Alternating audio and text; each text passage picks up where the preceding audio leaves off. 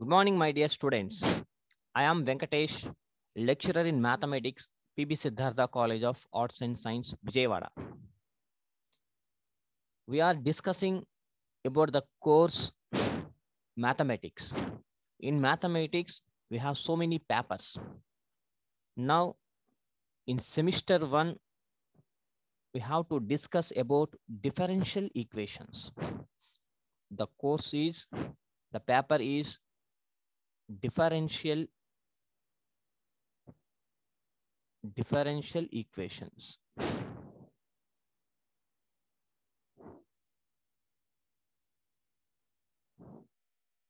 The course code is MAT T11A. T11A. Title of the paper is differential equations. So, what is the use of differential equations? Differential equations has an important role in the study of mathematics. Many of the general laws of nature in physics, chemistry, biology, and astronomy, etc., can be expressed in the language of differential equations. Also, this theory has many applications in geometry, economics, mechanics, etc. So, this is the differential equations concept. ఫైనల్గా ఈ యొక్క differential equations మన ఎందుకు use చేస్తాం, అలాగే ఈ mathematics అనేది మన లైఫ్లో ఎక్కడైనా యూజ్ అవుతుందా అనేది ఒక్కసారి మనం వెరిఫై చేసుకోగలిగితే, మ్యాథమెటిక్స్ అనేది మనకి ఎక్కడ యూజ్ అవ్వదు. అంటే మ్యాథమెటిక్స్ కాదు, మ్యాథమెటిక్స్లో ఉండే ప్రాబ్లమ్స్ మనకి ఎక్కడ యూజ్ అవ్వదు. ఎందుకు యూజ్ అవ్వదు, అసలు ఏది యూజ్ అవుతుందో ఒకసారి వెరిఫై చేసుకుంటే, జనరల్ ఎగ్జాంపుల్ ఒకటి చూసుకుందాం. Example, this is the life and math problem. ఈ రెండింటికి డిఫరెన్స్ చూద్దాం. మ్యాథమెటిక్స్ మీరు డైలీ లైఫ్లో ఎలా యూస్ చేస్తున్నాం మనం అనేది ఒకసారి వెరిఫై చేసుకుందాం. సి, మ్యాథ్ ప్రాబ్లంలో solve any one problem, solve so problem. ఈ ప్రాబ్లంని సాల్వ్ చేసేటప్పుడు ఒక 2-3 స్టెప్స్ ముందుకు వెళ్తాం. వి గెట్ సమ్ డౌట్, ఇక్కడ ఆగిపోతుంది. అంటే ఈ ప్రాబ్లం ఇక్కడి నుంచి ఎలా చేయాలి అని ఒక క్వశ్చన్ మార్క్ వస్తుంది. కొంతమంది స్టూడెంట్స్ ఏం చేస్తారంటే, ప్రీవియస్ మ్యాథమెటిక్స్ నాలెడ్జ్ని బేస్ చేసుకొని ఈ ప్రాబ్లమ్ని సాల్వ్ చేస్తారు. సో నెక్స్ట్ స్టెప్కి వెళ్తారు. కొంతమంది స్టూడెంట్స్ ఏం చేస్తారంటే, వాళ్ళకి రాదు ప్రీవియస్ నాలెడ్జ్, ఎందుకంటే అక్కడ నేర్చుకోలేదు కాబట్టి, అంటే ఈ ప్రాబ్లమ్ని ఇక్కడితో ఆగిపోయి ఇక సాల్వ్ చేయడం రాక ఏమిటంటే ఎస్కేప్ అయిపోతారు ఇక్కడ నుంచి. ఇది ఎస్కేపింగ్ బ్యాచ్ అనమాట. అండ్ అగైన్ ఈ స్టెప్ వచ్చిన తర్వాత ఇంకొక 2 స్టెప్స్ ముందుకు వెళ్ళిన తర్వాత, and we get any one problem, so again we get another problem. ఇక్కడికి వచ్చిన తర్వాత ఎస్కేప్ అయ్యే బ్యాచ్ సేమ్ సిమిలర్గా ఇక్కడ నుంచి మళ్ళీ ఎస్కేప్ అయిపోతారు. దీన్ని ఎలాగన్నా సాల్వ్ చేయాలి అనే కొంతమంది థింక్ చేసి ఆ ప్రీవియస్ నాలెడ్జ్ని బేస్ చేసుకొని ఇక్కడ నుంచి ఆ ప్రాబ్లమ్ సాల్వ్ చేయడం మొదలు పెడతారు. అండ్ అగైన్ ఇంకా వదలరు. అట్లాగా అన్ని స్టెప్స్ అన్ని చేసుకుంటూ వస్తే finally we get the result. అంటే ఫైనల్గా రిజల్ట్ దగ్గరికి వచ్చే మంది ఇక్కడికి ఎంతమంది స్టూడెంట్స్ ఈ రిజల్ట్ని రీచ్ అవుతున్నారు, ఇది వాళ్ళు ఓన్గా చేస్తున్న ప్రాబ్లం అనమాట. సో ఎనీ ఒక 2 స్టూడెంట్స్ మన క్లాస్ రూమ్లో కనుక ఈ రిజల్ట్ కనుక వాళ్ళు సాటిస్ఫై చేయగలిగితే, ఏదైనా మ్యాథ్ టీచర్ వచ్చి ఎవరు నిన్న హోంవర్క్ ఇచ్చిన ప్రాబ్లం ఎవరైనా చేశారని అడిగితే ఒక 2-3 మెంబర్స్ హ్యాండ్స్ రైజ్ చేస్తారు. ఎలాగో ఎవరైతే కరెక్ట్గా నీట్గా చేస్తారో ప్రాబ్లమ్ని, ఆ మ్యాథ్ టీచరు ఆ యొక్క స్టూడెంట్ని అప్రిషియేషన్ చేస్తారు.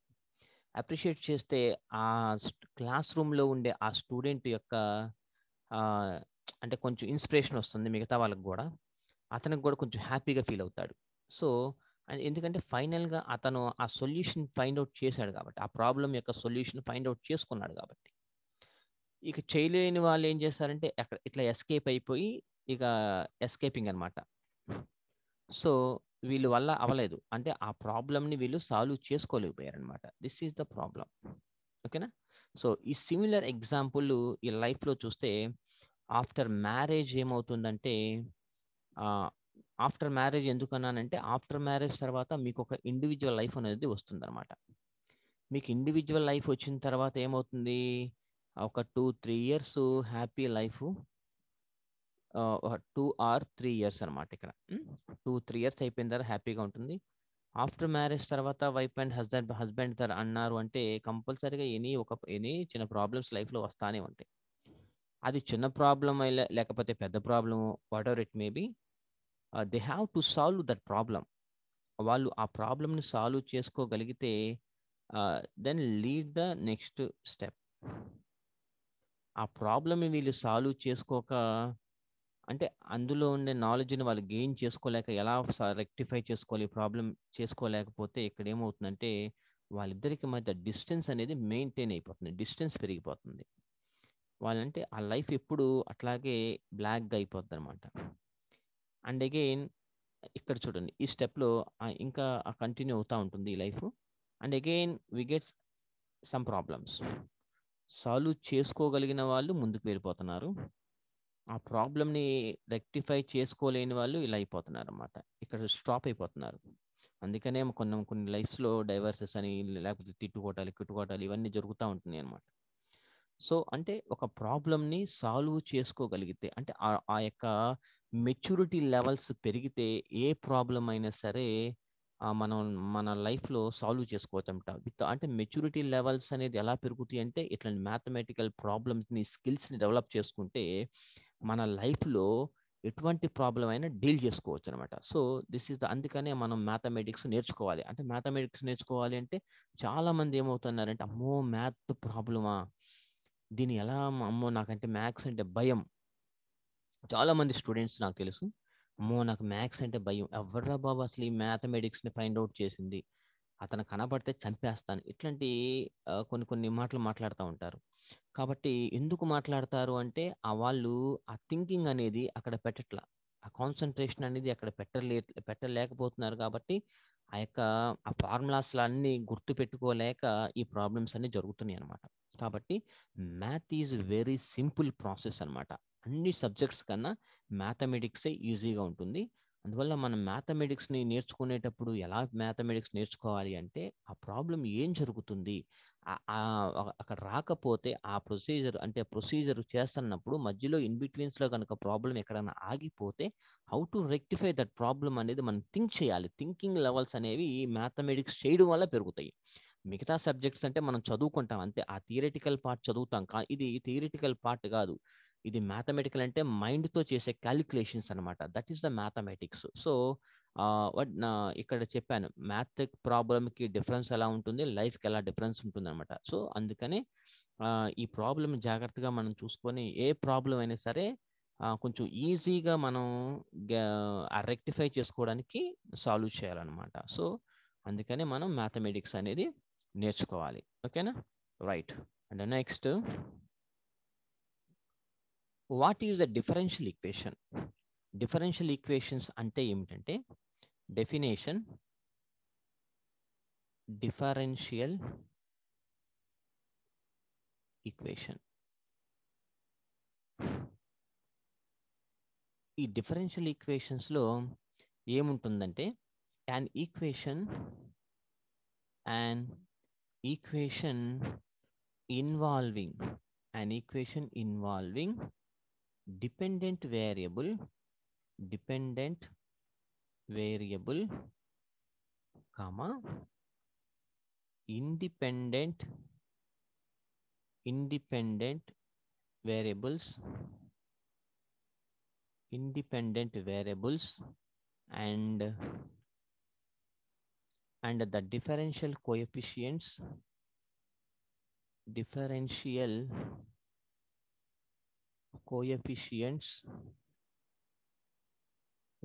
coefficients means derivatives. derivatives of one or more one or more dependent variables with respect to with respect to more independent variables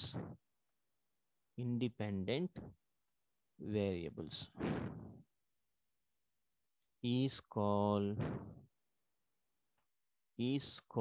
a differential equation.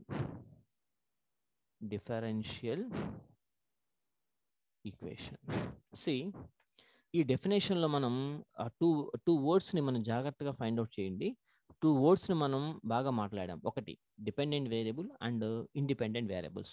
What is the dependent variable and what is independent variables అంటే means example 1 dy by dx is equal to 2x plus 3y అనుకోండి.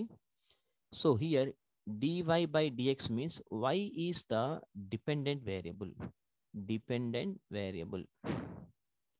and x is independent variable అన్నమాట. So అంటే only one dependent variable ఉంటుంది. అంటే the differential coefficients of one or more dependent variables, one లేదా అంతకన్నా ఎక్కువే dependent variables అనేవి ఎక్కువ ఉండొచ్చు. విత్ రెస్పెక్ట్ టు మోర్ ఎన్నైతే ఉన్నాయో అన్ని independent variables is call the differential equations అనమాట. ఇండిపెండెంట్ వేరియబుల్ అంటే ఇక్కడ డి అనేది ఏంటిదంటే డిఫరెన్షియల్ ఆపరేటర్. అంటే ఒక ఈక్వేషన్ని మనం డిఫరెన్షియేషన్ చేయాలి అంటే ఒక ఆపరేటర్ని మనం యూస్ చేసుకోవాలి. అందువల్ల dy by dx. And one more example, d square y by dx square plus 7 is equal to 0. This is the second order differential equation. So second order differential equation. And I will write the one more example. Suppose 2x minus 3y, any variables petkochu manaku no problem. D square y by dx square plus x into dy by dx plus 2 is equal to 0. This is the one more example of differential equation. Now types of differential equations. Types of differential equation shortcut lo DE rasta. Types of differential equations. There are two types of differential equations. First one is ordinary differential equations. And the second one is partial differential equations. Ordinary differential equations ante entante, ordinary differential equation means డినామినేటర్లో అంటే independent variable కంపల్సరీగా ఒక్క independent variable మాత్రమే ఉండాలి. అంటే ఏ differential equation independent variable ఒకటి మాత్రమే కనుక ఉంటే దాన్ని ఆర్డినరీ డిఫరెన్షియల్ ఈక్వేషన్ అంటాం అనమాట. A differential equation is said to B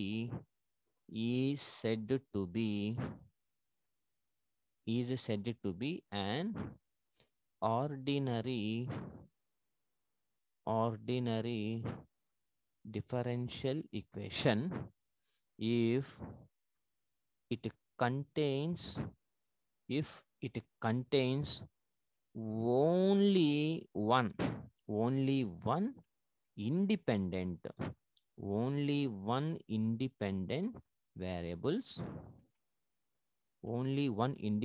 variable and ordinary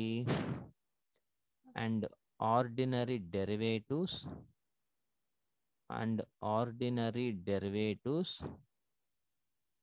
with respect to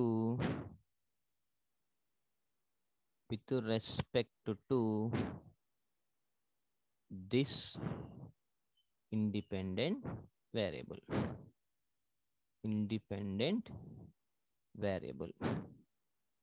So అంటే ఏంటి? ఆర్డినరీ డిఫరెన్షియల్ ఈక్వేషన్లో డినామినేటర్లో అంటే ఇండిపెండెంట్ వేరియబుల్ ఒకటి మాత్రమే ఉండాలి. దాన్ని ఏమంటాం మనం? ఆర్డినరీ డిఫరెన్షియల్ ఈక్వేషన్ అంటాం అన్నమాట. ఓకేనా? And one more example, another definition, partial differential equations. Partial differential equations means, next definition, partial differential equation. A differential equation, a differential equation is said to be partial. Partial differential equation. Partial differential equation. If it contains, at least two independent variables, two independent variables, and partial derivatives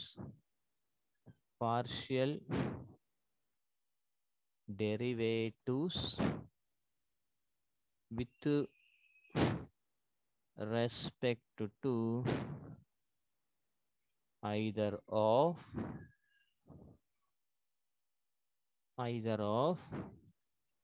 these independent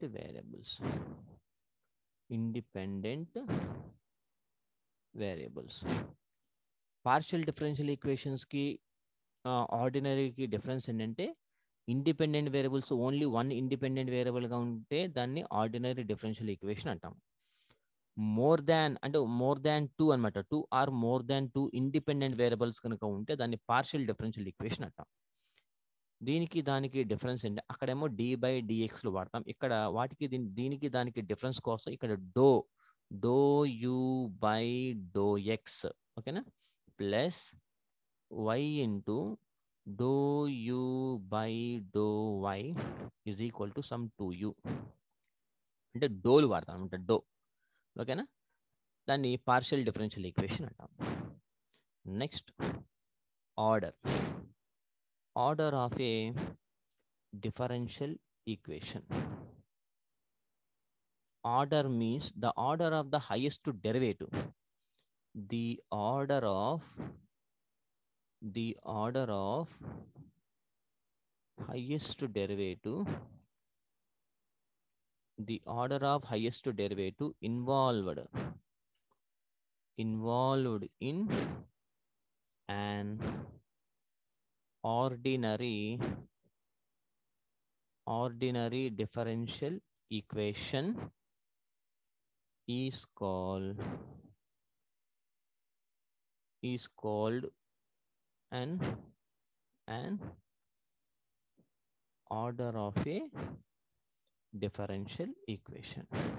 The order of the highest derivative. For example, okay, చూడండి, ఇక్కడ suppose some x into dy/dx, ఇక్కడ some whole cube కానీ 2 కానీ తీసుకోండి, plus 7y is equal to 0. ఇక్కడ dy/dx ఉంది కదా, ఈ dy/dxలో dకి పవర్లో ఎంత ఉందో చూసుకోండి. dకి పవర్లో ఎంత అయితే ఉందో దాని హైయెస్ట్ ఏదైతే ఉందో అది తీసుకోవాలన్నమాట. కాబట్టి ఇక్కడ ఆర్డర్ ఎంత? ఈజ్ 1. అంటే dy/dx ఎక్కడైతే ఉందో dకి పవర్లో ఎంత అయితే ఉందో హైయెస్ట్ అది చూసుకోవాలన్నమాట. అండ్ ఇది is the first example. And one more example ఏం తీసుకుందాం ఈసారి? సపోజ్ x² తీసుకుందాం. ఇక్కడ x² వేసుకోండి.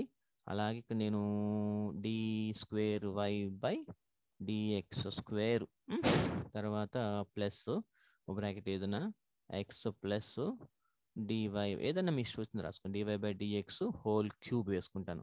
Whole cube plus 3 is equal to 0 ఉందనుకోండి. ఇప్పుడు చెప్పండి, dy/dx ఎక్కడ ఉన్నాయి? ఇక్కడ ఉంది. dy/dx dకి పవర్లో హైయెస్ట్ ఇక్కడ ఎంత ఉంది?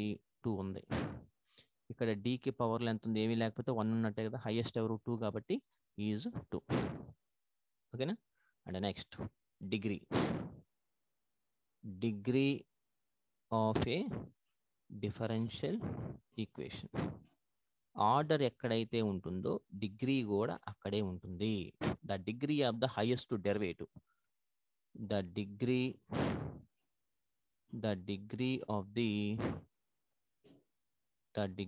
of the highest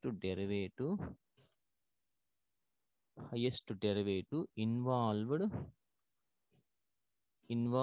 in an ordinary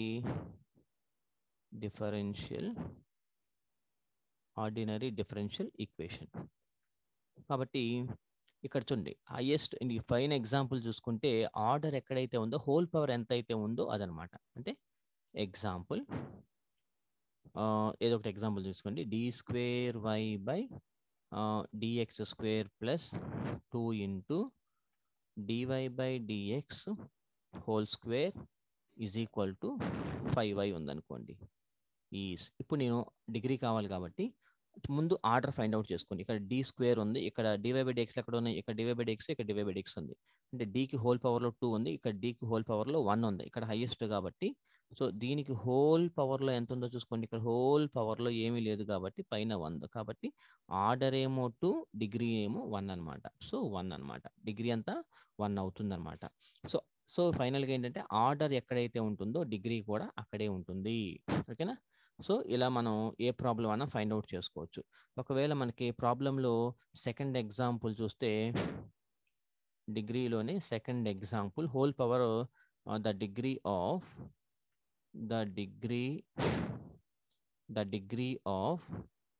బ్రాకెట్లో 5 + dy/dx 5 + dy/dx² హోల్ పవర్ ఎంత పెడదామంటే 5/3 పెడదాం. 5/3 that is equal to 2 × d²y/dx² is. ఇక్కడ హోల్ పవర్ ఇక్కడ వచ్చి రేషనల్ నెంబర్ ఉంది కాబట్టి డినామినేటర్ ఎంత ఉంది, క్యూబ్ ఉంది.